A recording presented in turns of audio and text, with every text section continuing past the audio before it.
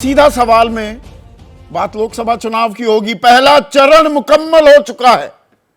EVM में कैद हो गई है 102 सीटों पर उम्मीदवारों की किस्मत। ये 17 राज्य और 4 केंद्र शासित प्रदेश में चुनाव हुआ। अब चुनाव की था जब लेते हैं, जब विश्लेषण करते हैं, कसौटी पर कसते हैं, तो मतदान कितना हुआ यह एक अहम फैक्टर हो जाता है।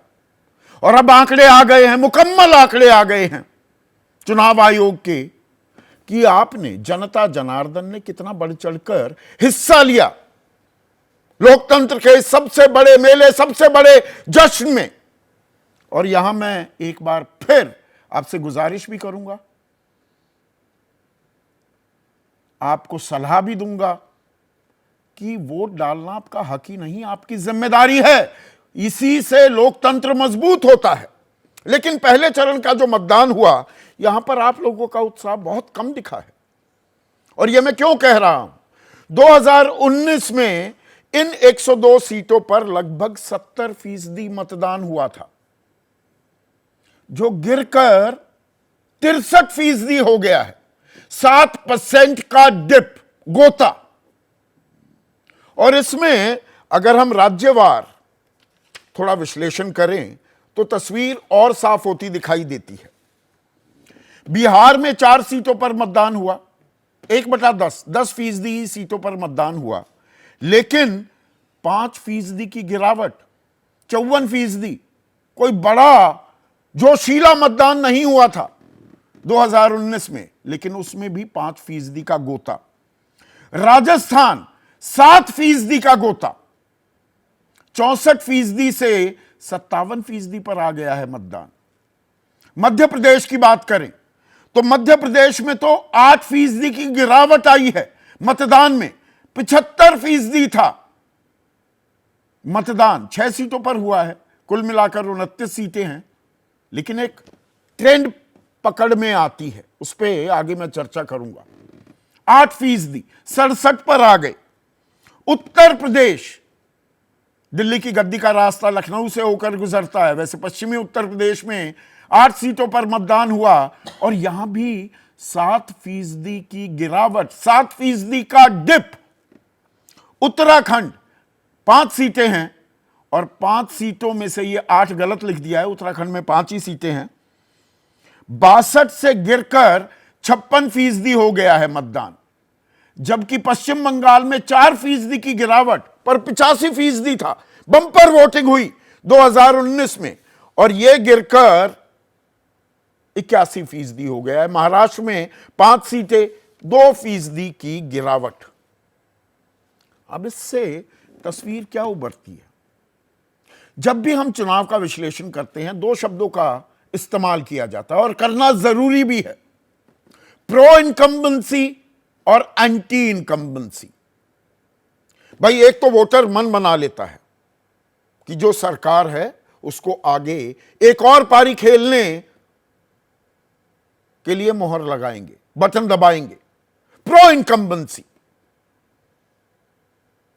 आजकल अब यह भी ट्रेंड आ गया है कि जब मतदान में एक स्पाइक आता है कि प्रो इनकम्बेंसी भी, हमने देखा है बहुत से शतरप लगातार एक के बाद एक चुनाव जीतते आ रहे हैं। वो केजरीवाल हो, ममता बनर्जी हो, नवीन पटनायक हो, योगी आदित्यनाथ हो या नीतीश कुमार, हालांकि उनकी पॉपुलैरिटी तो गिरी है, तो एक के बाद एक ये चुनाव जीत रहे हैं। नरेंद्र मोदी 2 चुनाव जीत चुके हैं, पर यहां स्पाइक तो है नहीं।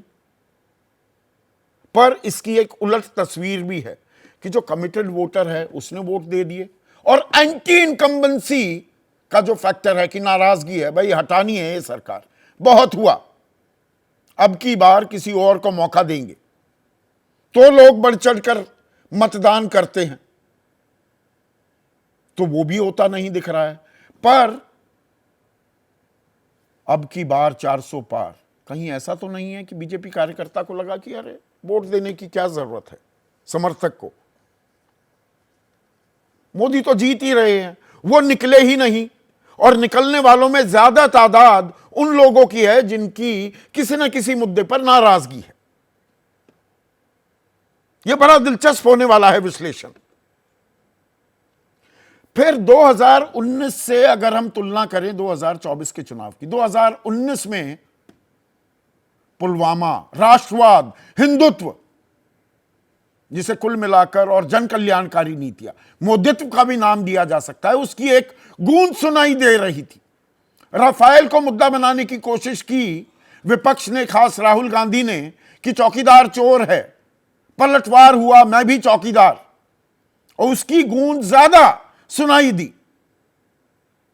भरोसे की भी बात थी।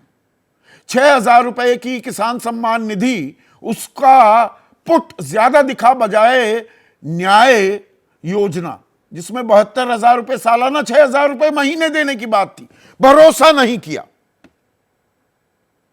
तो इस बार चुनाव क्या कोई राष्ट्रीय मुद्दा, कोई एक अट्रैक्टिव, आकर्षित करने वाला, लुभाने वाला कोई मुद्दा नहीं दिखाई दे रहा है क्या? प्रधानमंत्री मोदी भ्रष्टाचार की तो बात कर रहे हैं, पर भ्रष्टाचार क्या अट्रैक्शन लेकर आता है?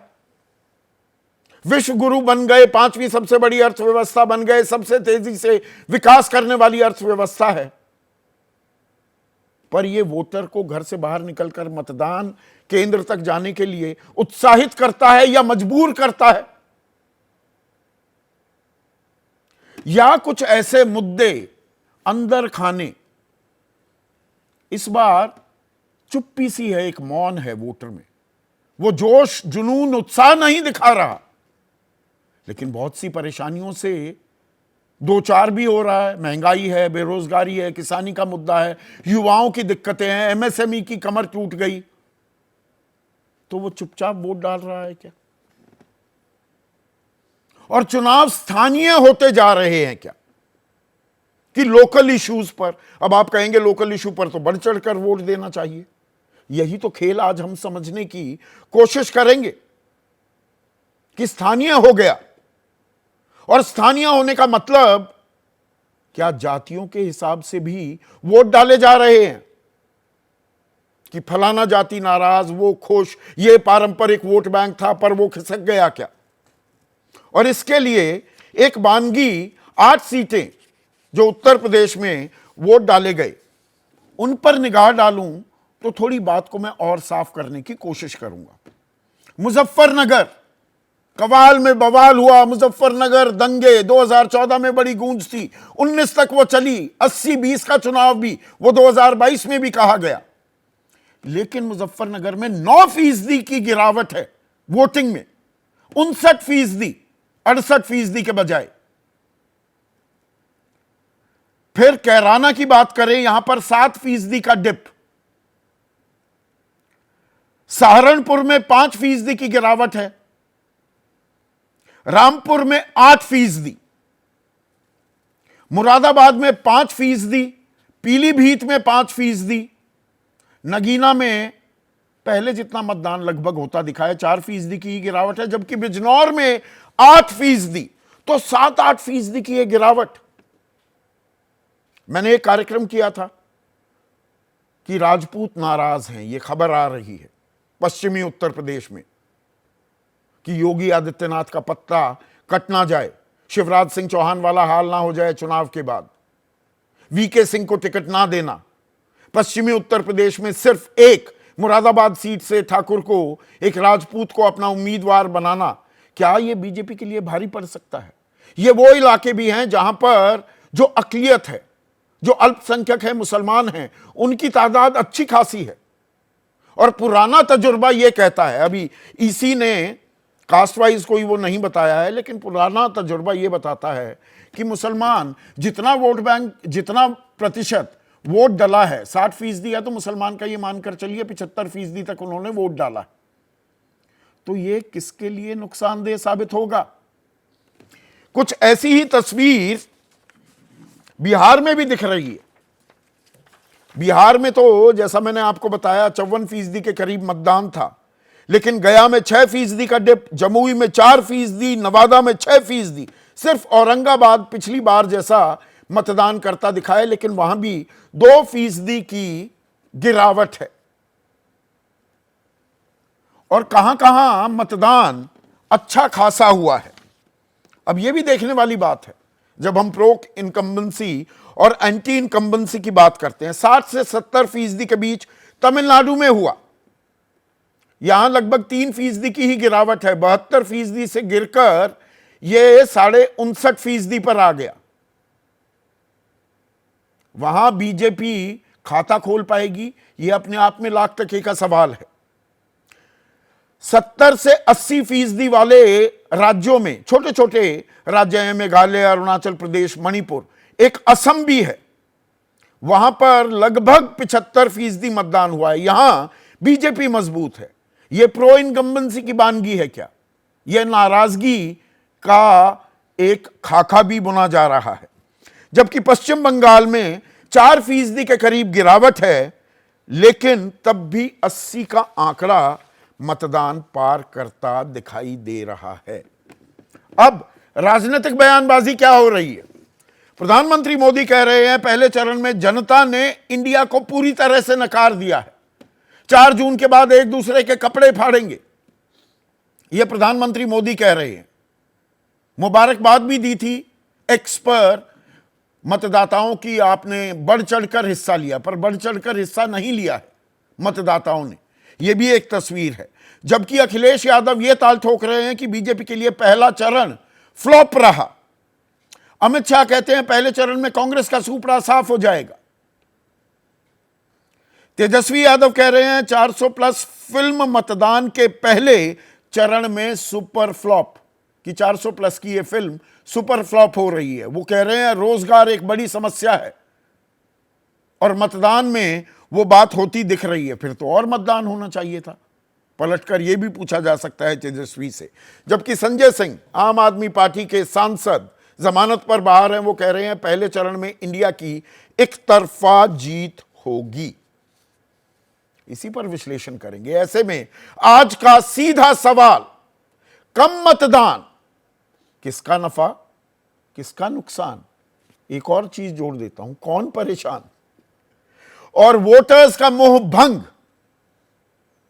अब वो CSDS का एक सर्वे आया था कि भाई चुनाव आयोग पर भी थोड़ा भरोसा कम हो रहा है, चुनाव की विश्वसनीयता कम हो रही है, इसीलिए लोग घर पे ही जाकर बैठ गए, या नतीजे करेंगे दंग? कमिटेड वोटर बाहर आ गया, नाराज घर पर ही बैठा रह गया।